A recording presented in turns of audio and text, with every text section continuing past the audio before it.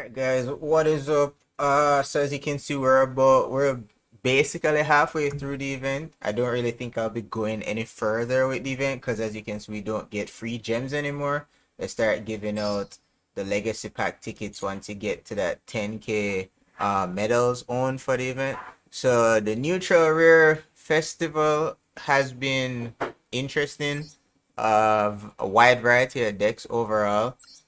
A lot of decks that require a lot of reading, to be honest, which is not really my forte, considering how many archetypes there are in Yu-Gi-Oh! But this is the deck that I've been running. It's a stall burn deck of sorts. And yeah, this is what got us halfway, through the event and getting all of our gems. So we're running Battle Fader for the stall / save your ass when they attack into it and it just ends the battle phase.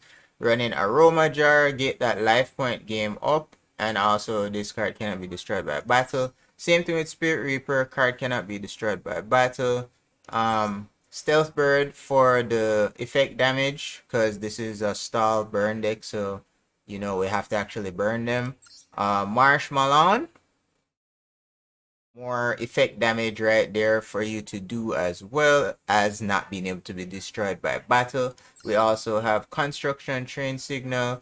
It stops basically any random attack that comes through and then more or less cannot be destroyed by that attack, so more stall. We have self-destruct ant that basically does 1,000 damage when it's flipped face up and also does an additional 1,000 damage when it dies and goes to the graveyard. So when it's flip face up, both players take 1,000 damage, so that's more burn you have right there. We have Firecracker. You can discard it from your hand and it does 1,000 effect damage, or you can put it on the field and every time you do some effect damage that procs, it gains a counter and then you can remove the counters to do effect damage over time if you can have it on the field.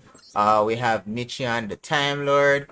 You summon this and then if it's evolved in an attack, you basically get to half your opponent's life points. We're running 3 copies of Burning Land because effect damage. We're running Dark Snake Syndrome. Konami knew what they were doing and they restricted this card to 1 copy. So we're running this, take 200 damage for both players every standby phase. We're running level limit area B for the stall. All level 4 monsters and up basically just get insta turn to defense mode and they can't get to attack. This card came in really clutch for me when I was going up against other Time Lord type cards. Running Dimensional Fissure for the sole purpose of trying to screw over Megalith decks. Megalith decks have been more or less the tier 1 decks throughout this neutral rare event and they're a pain in the ass, but in general, anything that has to do with any graveyard interaction, Dimensional Fissure basically helps in that regard by banishing any monsters that get sent to the graveyard. Running Shard of Greed for some card draw cycle for the deck. Running Cauldron of the Old Man so that we can do more effect damage, or we have the option to also gain life points depending on which one of its effect we want to use as it gains counters every turn. We have 3 Ring of Destruction for more effect damage as well as to save our ass from any monsters that might be able to attack past our staller cards like Aroma Jar, Spirit Reaper, and Marshmallow. We're also running 3 copies of Torrential Tribute, clear the board if anything too strong gets out. Floodgate, same strategy, deal with anything that gets past our stall measures. Gravity Bind, same thing once again, stalling, keeping them from attacking us, so anything level 4 or higher cannot attack. And that's basically all the cards in the deck. So I'll show some matches and I'm not sure if I'll be doing commentary. Maybe I'll give it a try. I don't know if that's a thing. Maybe you guys like to hear my thoughts on what I'm doing while I'm doing it. Some post-match commentary, but we'll give that a shot and jump into the matches. Again, Tomir. So as you can see, we open up with the double torrential, Marshmallow. Limit area B helps protect our ass as a backup plan in case they get past Marshmallow. Right there, we floodgate that.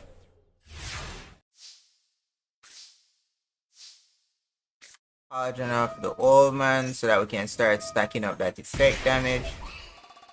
Every turn that comes across, it gets a counter, and every counter that's on the card does 300 damage. So torrential tribute right here. I don't remember why. Oh wait, I remember this match now. Yeah, this was the match that we went up against a gladiator player, and I was kind of afraid that he would attack with his monsters and then trigger the green looking gladiator that can destroy a back row whenever it procs its effect. So that's why I tried get stopping him from attacking, because I realized that he had summoned out level 3 minions and our level limit area B only stops level 4 and higher. There we go. I had to do everything within my power to stop all the level 4 stuff from going through, even destroying my own Marshmallow. So at this point, I'm running out of things to do to destroy monsters, but we top deck the Torrential Tribute.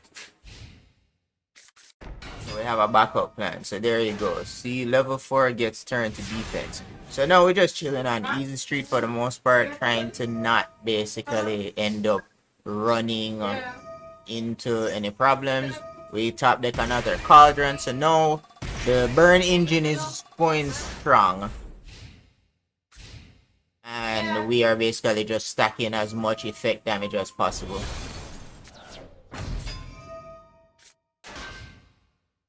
Another level 5 monster gets changed to defense mode. That's the main thing with gladiator decks. They have to actually attack to get the proc from whatever effects they have. This is one of the first earlier matches that we had ran with the deck, so we're running a copy of defense draw in this version. Like, over time, the deck list that I showed at the beginning of the video is what we ended up settling on. Yeah, that gets turned to defense mode. So as you can see, for the most part, as long as we don't run into anything that pops our back row or is level 3 and under, we're pretty much solid as far as stalling is concerned. We're also running Nightmare Wheel for a while. Also, one of the main downsides that I found out with this deck as well, when it comes to stalling with Gravity Bind doesn't work on linked monsters or XZ summoned monsters. So yeah, some knowledge for those of you who might not have known that, like I didn't know that. So this guy keeps summoning away stuff and it just keeps getting turned to defense mode. Here's another spell card that would have been good for stall, but ended up not running it because we have a lot of spell cards in the deck, and that spell card DD Borderline requires you to not have any spell cards in your graveyard. So that's GG, well played. You are going up against JPL Medeiros. Pretty decent opening hand. We have the Cauldron for burn, we have Dark Snake Syndrome, the one copy in our deck, and Burning Land. So our burn engine is pretty set up. Marshmallow is on the field. So that's another burn slash stall card right there. It'll do the 1000 damage if he attacks into it, but also can't be destroyed by battle. And we have Burning Land ticking for 500 each turn. Dark Snake Syndrome ticking for effect damage each turn, as well as Cauldron of our old man. This list that we had early on, we were trying to make something happen with the Unhappy Girl and Astral Barrier, but it became too cumbersome of a combo to try and set up, so I eventually ended up just taking it out of the deck. This guy was running a Super Hippo deck, apparently. I don't really know what any of that shit does, but I was just like, you know what? As long as we're stalling and he can't get past our shit. But then homeboy drops the Kaiju, and I'm like, shit, yep, gotta Torrential Tribute that shit right away. So he gets the summon off of his Sandgun.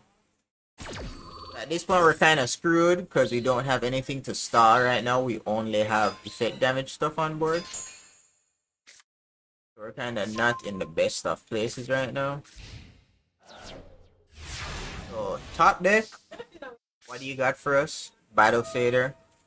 So that's kind of okay because that ends any battle phase stuff that you do right away. So we're just stacking up the burn damage so far. We're kind of hoping for this will keep us alive for at least one more turn.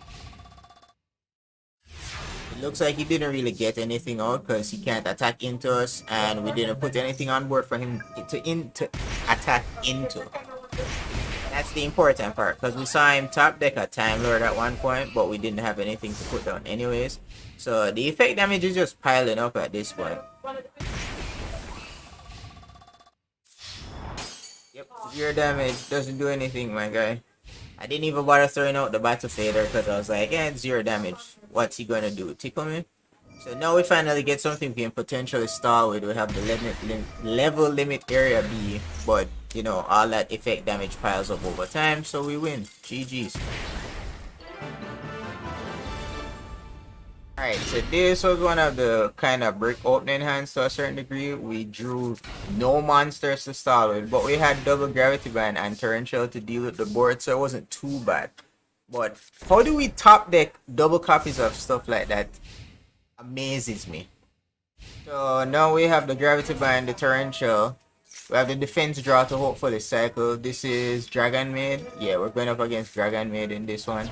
So we stop that.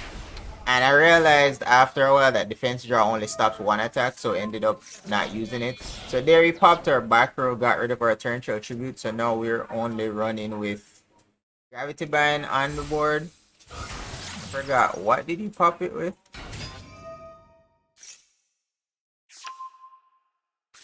Popped it with Phoenix Wind. Now he's popping off doing all this crazy combo stuff. And in my mind, I'm thinking, well, shit. How did we top deck into all of our torrential tributes and no monsters?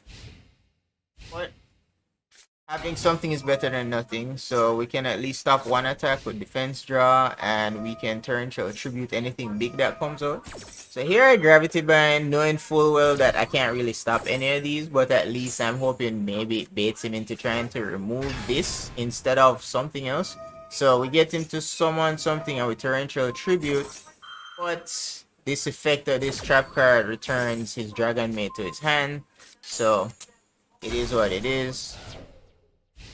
Like I mentioned when I was going over the deck list, this deck falls prey a lot to decks that can pop back row real easily, and that's also one of the reasons why I was trying to run this deck for the festival, because I knew that not that many options for popping back row existed, or at least I thought. But Megalith has like a free reign to pop back row, which is why I hated going up against that deck during the event. So yeah, Dragon Maid deck popping off doing Dragon Maid things. I don't really know how this deck plays. I just know that dude is like fucking my shit up right now. And like I said, this earlier version of the deck, we were also running Waboku, which we eventually ended up cutting just to make space for more effect damage oriented cards, because I realized that we had stall stuff and then this guy kind of just gave up, I guess, or lost connection. Yeah, I think that guy gave up for some reason or the other. I don't know. So opening hand, no monsters to start with, but we got some decent stuff. We have the Cauldron for the effect damage, we have the Gravity Bind for the stall, and just in case we have defense draw for some card cycle. So typically the earlier you can get out Cauldron of the Old Man, or you can get out Dark Snake Syndrome, yeah, the better off you tend to be, or Burning Land, because you want to start doing as much effect damage as possible.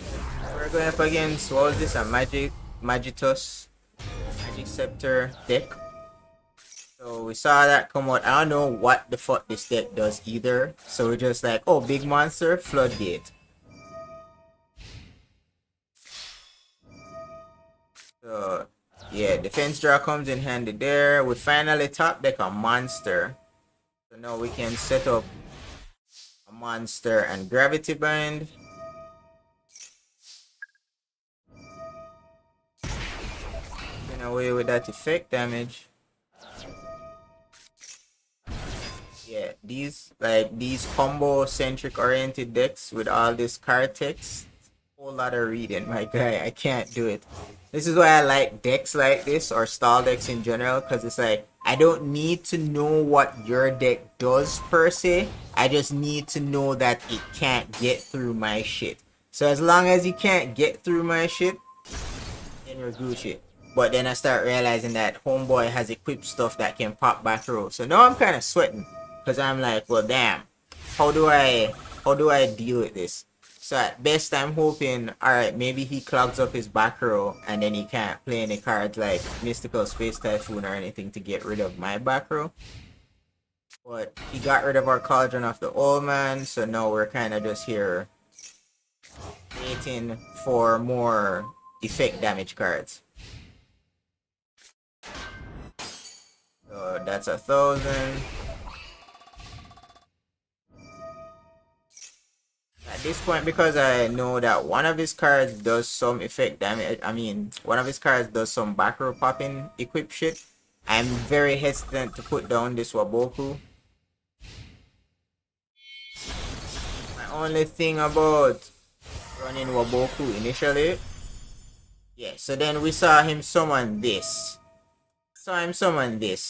Number 91 Thunder Spark or whatever. And I realized that all he has to do is detach 3 XZ materials and it destroys all my face-up monsters.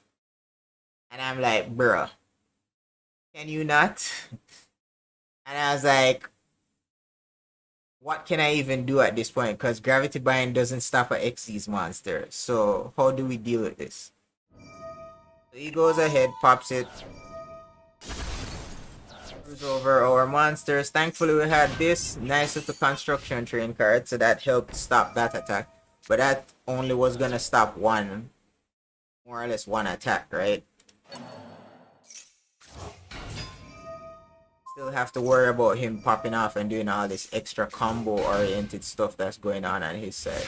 I don't know why he didn't attack right there. I thought he would have attacked and cleared it, but I guess the Gravity Band was stopping him. So now we get Dark Snake Syndrome out. Pops that. And I'm just like, bro, can you not? Can you please stop popping my back row?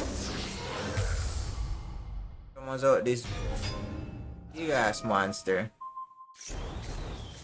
Takes control of my shit and now I'm like, okay, I guess Spirit Reaper needs to hold your boy down and defend and stall for us. So we get the Torrential Tribute and now I'm like, alright, will I be able to put this Torrential Tribute and not get it popped? And I'm thankful that I didn't, because top deck the Mystic Space Typhoon, I'm like, well, will it dodge? But he still can't get through Spirit Reaper, thankfully. Top deck Waboku. And like, as I played this deck more and more, I started figuring out that I had too many stall things and not enough ways to kill people with effect damage. So I eventually ended up taking out Waboku and defense draw more proactive cards to do effect damage. I don't know why he didn't attack into the construction train there either. Could have gotten some free damage, but I'm thankful he didn't. Because we're sitting on 10k HP and he's on 4,100. So now we have double Torrential in my hand. I'm really afraid of putting down anything on the back row because I know for sure that he can pop back row. So we're just kind of stalling, waiting for more effect damage. And that's the thing with this deck. It's like, it's very laid back. It's not like super complex. Not a lot of combos you need to learn or worry about or anything. You just need to get shit out, stall, and burn. You just slow burn, essentially, your opponent to death. Finally, top deck some effect damage, so we burn in land.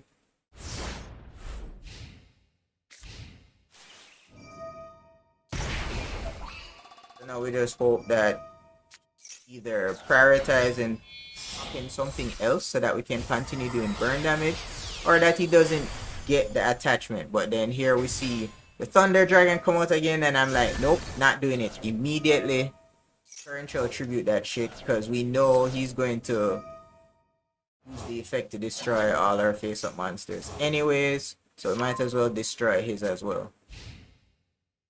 I figured the defense draw would have been a nice counter in case he got something else to actually attack me with. With at least defense draw to mitigate that.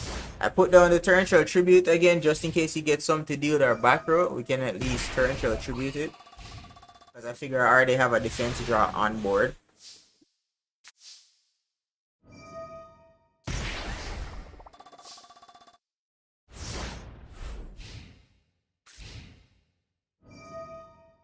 Yeah, it's just like now it's just a back and forth waiting game of top decking and letting Burning Land do its thing.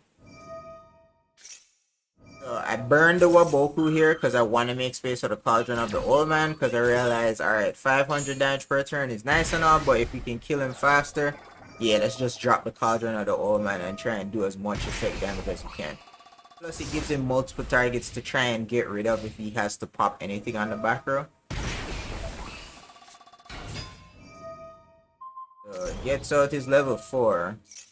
Can't really do shit with it because Gravity Bind. And then he gives up because he realizes, burn, baby, burn! Alright, so now we're seeing some more of the changes that I made in the deck along the way. We had added Firecracker into the deck because we realized that we had too many stall cards and not enough effect damage burn cards. So thankfully we open up with Burning Land so we can start doing some effect damage right off the bat. Oh, this was the Dragonite player guy. Another kind of good deck that was running around in the event as well.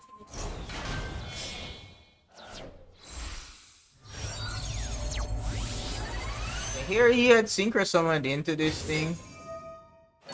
And I was like, what? And I was like, okay, can't do anything to back row, moving on. Like, that's how I played through most of this event. It was just, read the card, does it say anything about back row or, like, removing monsters? No? Alright, I don't care. I will move on. I saw this one, though, and this one was saying, if this card is sent to the graveyard while equipped to a monster, target one card in the field and destroy it. So I was like, wait, does that mean the monster that is equipped to has to die? Or can he just randomly remove it? Because I saw him sending this to the graveyard and bringing it back. And I was like, oh shit, does this guy have a way to pop my back row? And I was like, well, if he does, we're kind of fucked either way. But we had the Aroma Jar. And then we got the Spirit, Spirit Reaper. So I was like, alright, we have some portion of stalling. We top decked a second Burning Land. So now it's like, oh well, shit, this speeds up the clock a bit. We can do 1,000 damage per turn. So now I'm like, alright, cool. Let's just get as much effect damage as we can. And we were holding on to the Firecracker in our hand because that's a free 1,000 damage when you discard it from your hand. And now we get, so this was kind of even, this is another reason for having Aroma Jar in the deck because Burning Land also affects you. If you get out an Aroma Jar on the field and it's face up, giving you HP every end of phase, then it kind of mitigates whatever damage you take from Burning Land, so only your opponent is really suffering from taking damage from Burning Land. And definitely, like, this deck, playing it is not the most except, like, oh, I should probably mention right there, I made a mistake. I had previously turned off the toggle button because it kept asking me if I wanted to use the effect from Firecracker. And I had turned it off just for one turn and forgot to turn it back on. So when I put out Firecracker on the field and I'm like, alright, cool, I can protect it by using Gravity Bind if anything tries to attack into it. And I was there clicking like, why isn't my Gravity Bind activating? And it was only after the Firecracker died, I was like, facepalm. Why did I not reactivate the toggle? So, yeah. Not a fan of turning the toggle on and off. I should probably just leave it on auto all the time. So now I finally get Gravity Bind up and running. And we get the Ring of Destruction as a backup in case we want to actually just use Ring of Destruction on his 3400 to do 3400 damage, which I figured at the time was a good idea. So I'm like, alright, if we can end this duel any quicker, then the better off we'll be. Oh yeah, all these cards and combos with all these fancy schmancy techs. Yeah. I realized after I activated this that it actually did 2400 and it was actually buffed to 3400, so that's why we didn't get the full amount of damage there. I was like, was that a mistake? I don't know. Did I jump the gun a bit? Maybe. But thankfully, Gravity Bind has our back. Aroma Jar is still there giving us HP every turn. So we're only technically taking 500 effect damage from Burning Land, while he's taking 1000 every turn. Top deck level limit area B, and that basically the final nail in the coffin. Anything he puts that's over level 4 is getting turned to defense mode anyways. So now we just need to wait like 2 more turns essentially for Burning Land to do its thing, and that's GG. He tries turning them out of defense mode into attack, but they just turn right back and he gives up, surrenders, because he realizes it is a fruitless endeavor. Alright, so this card I should probably mention is kind of cool. Stealth Bird, basically every turn when you flip it face up, you can do 1000 damage, but then it also has the effect that you can turn it back face down. So as long as you have a significant stall setup, you can legit just do this every turn it's your turn and just do a free 1000 damage, which I thought was a decent addition to this deck overall. We're going up against White Lord. What deck were you playing again, White Lord? So we get to open up with level limit area B, so we're not too afraid of the Stealth Bird being destroyed. This was the Time Lord deck. This was my first interaction with Time Lords in the event. Like, one of my streamer friends was warning me about the deck, and I was like, reading the cards, and one thing I realized primarily with Time Lords is that the effect that they have requires them to actually do something in the battle phase. So they actually have to attack or be attacked. And since our deck is a stall deck, it's like kryptonite for Time Lord decks because we never attack. And as long as we have something like level limit area B or Gravity Bind out, then they're never attacking either with their Time Lords. So they never get the effects for the most part. So yeah, this worked out pretty well in my favor. I contemplated putting in a copy of Lazion, the Time Lord, in our burn deck as well, because it does 1000 damage when you draw a card. And I was like, maybe, but then I was like, yeah. But then here, yeah. Use Ring of Destruction to get rid of our bird, unfortunately. Thankfully, we had top decked into a Marshmallow, so we had stall in our back row as well as in our monster zone. So we pretty much just autopilot the rest of this match, to be honest, knowing that Time Lords don't get to attack, so they don't get the bulk of the effects from their card.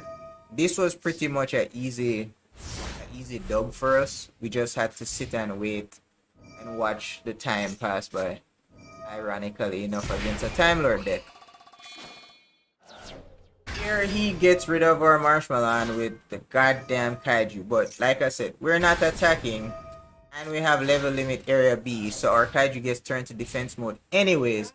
So regardless of what he does, we still have complete control of what's going on.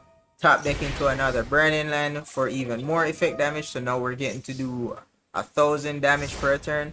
At this point, I was kind of hesitant because I'm like, okay, I've never really played a Time Lord deck before, but I realized that he's running stuff in his deck that has burn potential. So I'm like watching my life points, and I'm like, my life points are kind of low.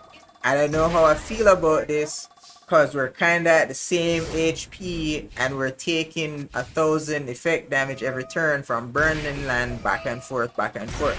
So I'm like very carefully watching. So I'm like, please, dear God, let me top deck into, oh yeah, right there, I did not read properly.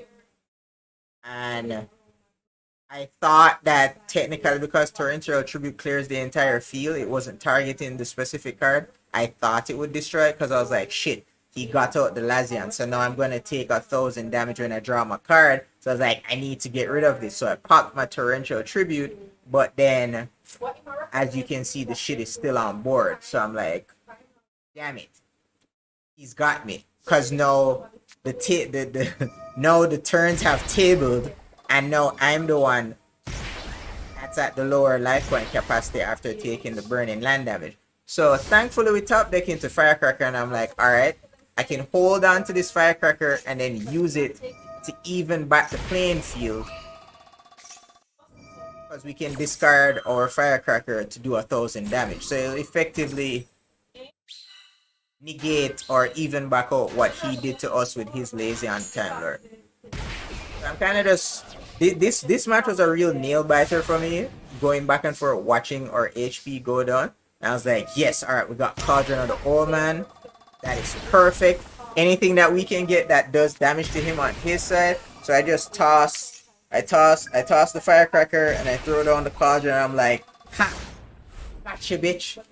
So now we're back to the waiting game to see who is taking the more damage, and obviously Cauldron doesn't like do a shit ton of damage right off the bat. So it kind of has to warm up and get going with enough counters on it.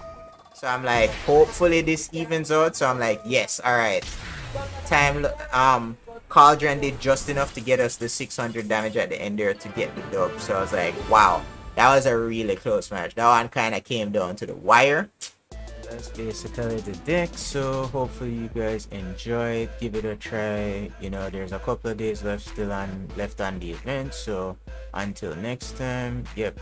Let's look at a final look throughout the card list for the deck. And as always, until next time, keep on gaming.